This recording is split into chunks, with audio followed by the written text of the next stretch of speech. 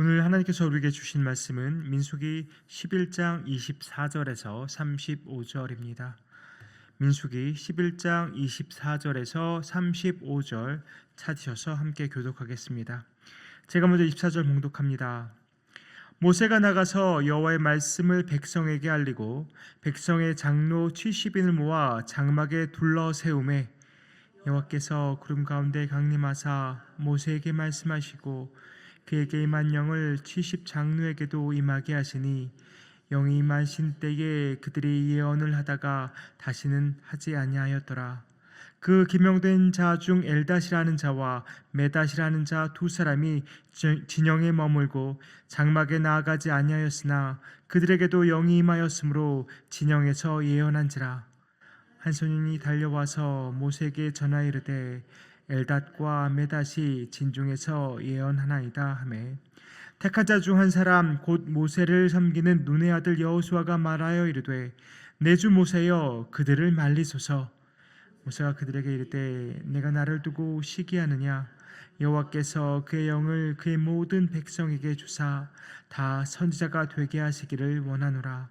모세와 이스라엘 장로들이 진중으로 돌아왔더라. 바람이 여호와에게서 나와 바다에서부터 메추라기를 몰아 진영 이쪽 저쪽 곧 진영 사방으로 각기 하루길 되는 지명 위 2규빗쯤에 내리게 한지라. 백성이 일어나 그날 종일 종야와 그 이튿날 종일토록 메추라기를 모으니 적게 모은 자도 10호멜이라. 그들이 자기들을 위하여 진영 사면에 펴 두었더라. 고기가 아직 이 사이에 있어 씹히기 전에 여호와께서 백성에게 대하여 진노하사 심히 큰 재앙으로 치셨으므로 그곳 이름을 기브롯 핫다와라 불렀으니 욕심을 낸 백성을 거기 장사함이었더라. 같이 읽습니다. 백성이 기브롯 핫다와에서 행진하여 하세롯에 이르러 거기 거하니라. 아멘. 어제 본문에 이어서 오늘은 특별히 본문 31절에서 또 35절까지 말씀을 중심으로 함께 나누도록 하겠습니다. 오늘 본문만 이렇게 딱 보면 아니 무슨 하나님이 이런 하나님이 다 있나 하는 생각이 들 수도 있을 것 같습니다. 먹으라고 엄청나게 주실 때는 언제고 막상 먹으려니까 재앙을 내려서 먹지도 못하고 죽게 하시나, 이런 생각이 1장 4절에서 6 그들 중에 누가 우선과 오이와 참외와 부추와 파와 마늘들을 먹은 것이 생각나거늘 이제는 우리의 기억이 다하여 이 만나 외에는 보이는 것이 아무것도 없도다 하니. 광야 생활 중에 이스라엘 백성에게 베푸신 하나님의 크신 은혜 중에 하나는 바로 40년 동안 그들에게 만나를 주신 것입니다. 하나님은 만나를 매일매일 주셨습니다. 안식하게 되는 안식일에는 그 전날에 이틀치를 내려주셨습니다. 이 만나만으로도 참으로 놀랍고 신기한 일이 아닐 수 없는데요. 정말 감사한 일입니다. 이스라엘 백성이 땀 흘려 농사를 지은 것도 아니고 그저 밤마다 이슬과 함께 내린 것을 그들이 그냥 걷어서 먹었을 뿐입니다. 그런데 문제는 어제 김성주 목사님도 지적해 주셨지만 이 하나님의 놀라운 은혜에 이스라엘 백성이 자족할 줄 모르고 감사할 줄 몰랐다는 것입니다. 그들이 한 것은 감사와 자족 대신에 원망과 불평이었습니다. 만나만으로는 부족하다는 것입니다. 이제는 고기 좀 먹어야겠다는 것입니다.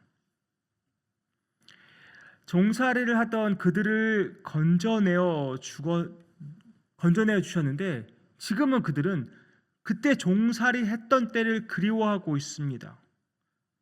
그때 먹었던 음식을 그리워하고 있습니다. 지금 만나만 먹고 있는 자신의 처지가 너무나 구슬프다는 거죠. 그렇게 한탄하고 있습니다. 때마다 은혜로 주시는 만나에 감사할 줄 모르고 또 약속으로 받은 젖과 꿀이 흐르는 그 가나안 땅을 향해서 나아감에도 이스라엘 백성은 자신의 처지에 자족하지 못하고 오히려 탐욕으로 그 마음을 채우고 있습니다. 그들이 먹는 것에 탐욕을 품으면서 종살이하며 핍박과 서름을 당했던 그 애굽을 지금 그리워하고 있습니다. 18절을 보니까 하나님께서 이스라엘 백성의 불평 소리를 들으셨습니다. 울며 이르기를 누가 우리에게 고기를 주어 먹게 하랴 애굽에 있을 때가 우리에게 좋았다. 그 말씀을 하나님이 들으신 것이죠. 이스라엘 백성이 이런 말을 하고 이런 지금 모습을 보이는 그 원인이 무엇입니까? 바로 탐욕입니다. 탐욕에 눈이 멀어서 지금 현재 만족할 수가 없습니다. 과거를 그리워합니다. 당장 배부른 것이 너무나도 중요하기 때문에 하나님에 대한 약속을 기대하고 나아가지 못하고 있습니다. 이렇게 탐욕이 가득한 이스라엘 백성에게 하나님께서 하신 일이 무엇입니까? 일단 고기로 그들의 탐욕을 채워주셨습니다. 그것도 감당할 수 없을 만큼의 양으로 채워주셨습니다. 코에서 넘쳐 싫어하기까지 채워주셨습니다. 본문 31절 다시 읽어드립니다. 바람이 여호와에게서 나와 바다에서부터 메추라기를 몰아 진영 곁 이쪽 저쪽 곧 진영 사방으로 각기 하루길 되는 지면이 2규빗쯤에 내리게 한지라. 걸어서 하루 정도 갈 만한 땅 위에 그것도 2규빗, 요즘 말로 하면 3피트 정도 높이로 메추라기가 그렇게 쌓아졌다는 것입니다.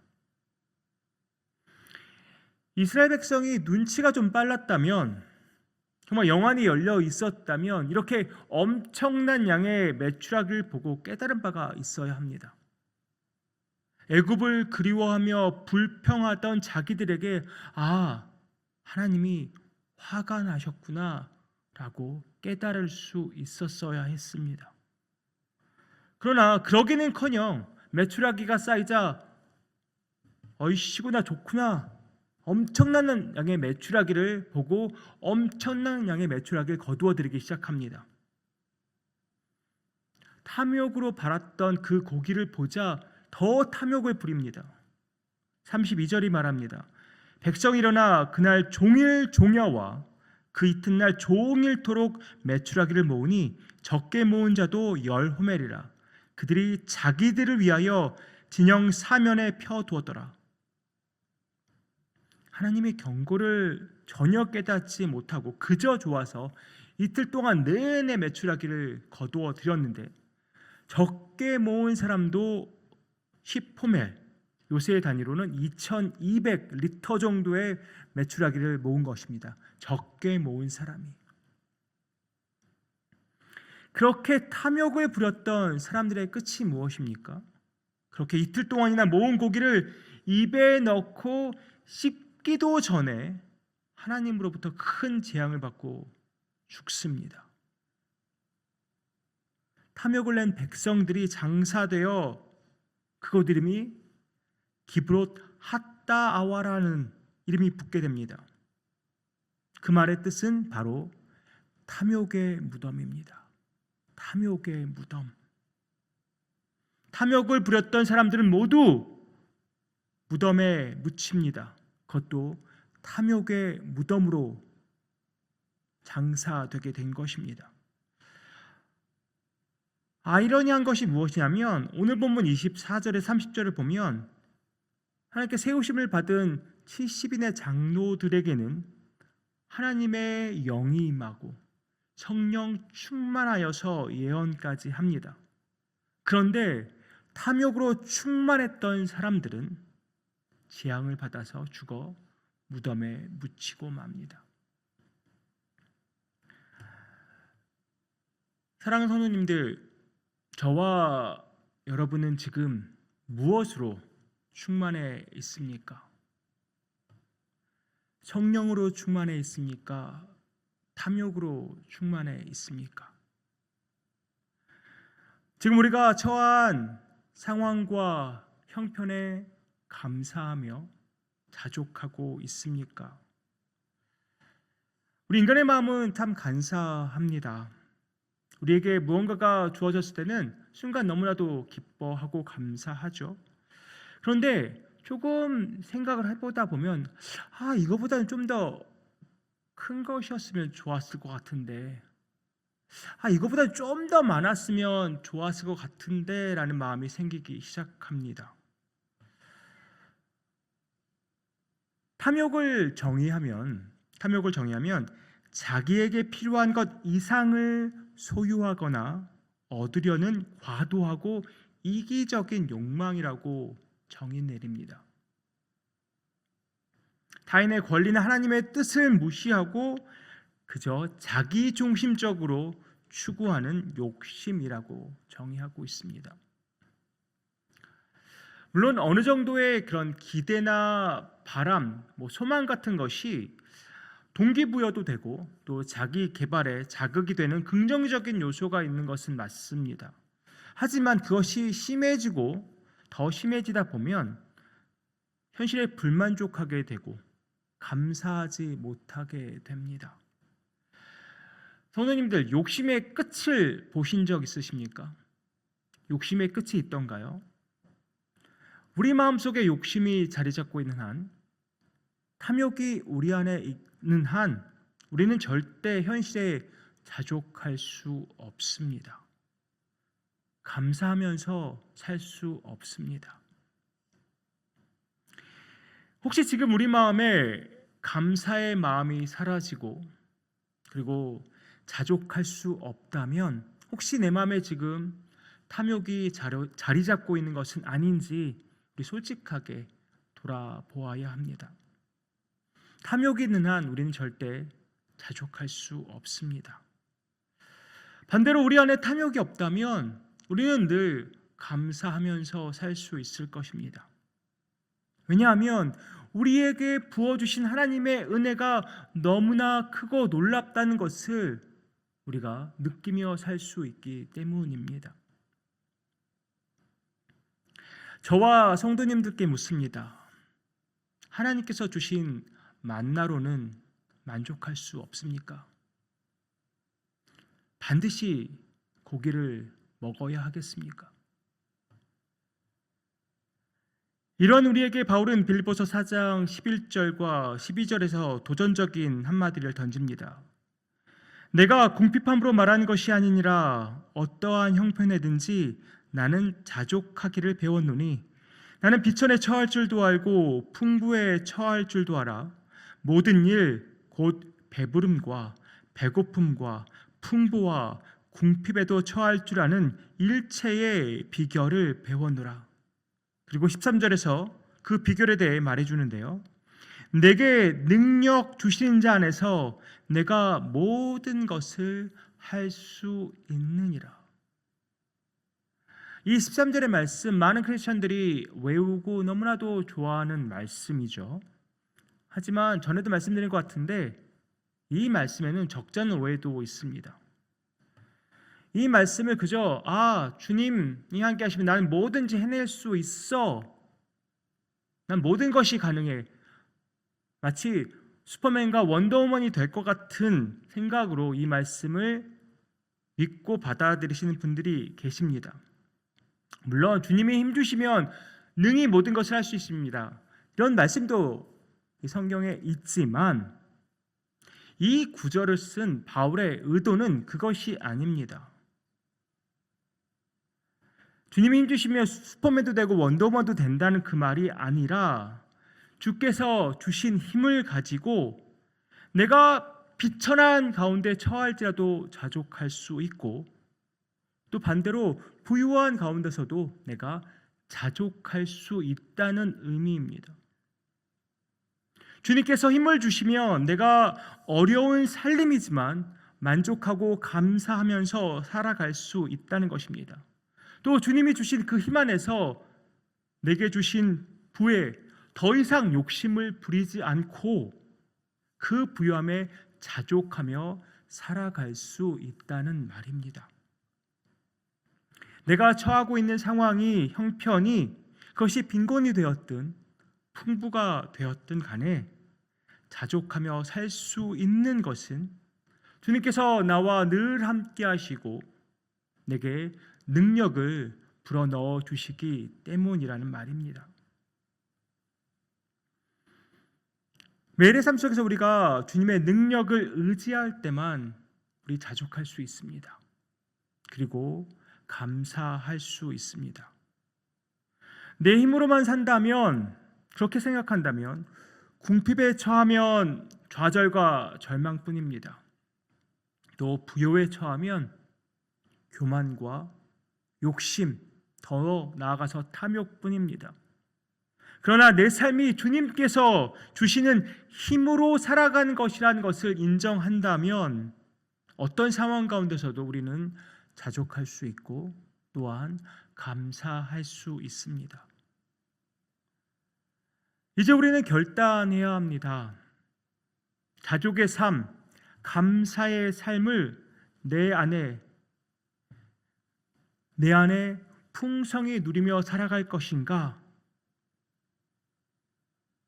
그래서 내 안에 자리 잡고 있는 탐욕을 온전히 제하여 버릴 것인가? 아니면 그 탐욕을 여전히 끝까지 붙잡고 탐욕의 무덤을 향해 달려갈 것인가? 우리는 결단해야 합니다. 우리를 너무나도 잘 아시고 우리의 형편을 누구보다도 잘 이해하시는 예수님이 말씀하십니다. 우리의 필요를 누구보다도 더 채워주기를 원하시는 예수님이 말씀하십니다. 마태복음 6장 31절 33절 말씀 읽어드리면서 오늘 말씀 마치겠습니다. 그러므로 염려하여 이르기를 무엇을 먹을까, 무엇을 마실까, 무엇을 입을까 하지 말라. 이는 다 이방인들이 구하는 것이라. 너희 하늘 아버지께서 이 모든 것이 너희에게 있어야 할 줄을 아시느니라. 그런즉 너희는 먼저 그의 나라와 그의 의를 구하라. 그리하면 이 모든 것을 너희에게 더하시리라. 아멘. 기도하겠습니다. 아버지 하나님, 내 안에 탐욕이 자리 잡고 있지는 않습니까? 그 탐욕 때문에 주께서 나에게 허락하신 것들 자족하며 감사하며 살지 못하고 있는 것은 아닙니까? 이스라엘 백성들이 참 한심하게 보이는데 그 이스라엘의 백성의 모습이 바로 나의 모습은 아닙니까? 하나님이 신실하게 베풀어 주신 은혜에 감사하지 못하고 자족하지 못하고 더 많은 것을 찾고 헤매며 다니고 있지는 않습니까? 아버지 하나님, 우리 안에 감사가 넘쳐나기 원합니다. 주 안에서 만족하며 살아가기 원합니다. 내 안에 탐욕의 씨앗이 남아있다면 온전히 제하여 주시고 온전히 주께서 주신 힘과 능력 가지고 날마다 감사하며 만족하며 살아가게 하여 주시옵소서. 내게 주신 것 다 주님의 것입니다. 주님의 것이 아닌 것이 전혀 하나도 없음을 고백합니다. 모든 것이 주님의 것인데 모든 것을 주님께서 우리에게 허락하여 주셨는데 내가 무엇 때문에 더 욕심을 내고 무엇 때문에 더 탐욕을 부리며 살아가겠습니까? 아버지 하나님, 주님의 은혜와 주님의 사랑을 잊지 않고 살아가게 하시고 오늘도 우리와 함께하여 주셔서 더욱더 감사하며 더욱더 주 안에서 자족하며 살아가는 인생 되게 하여 주시옵소서. 이 모든 말씀 예수 그리스도의 이름으로 기도하옵나이다. 아멘.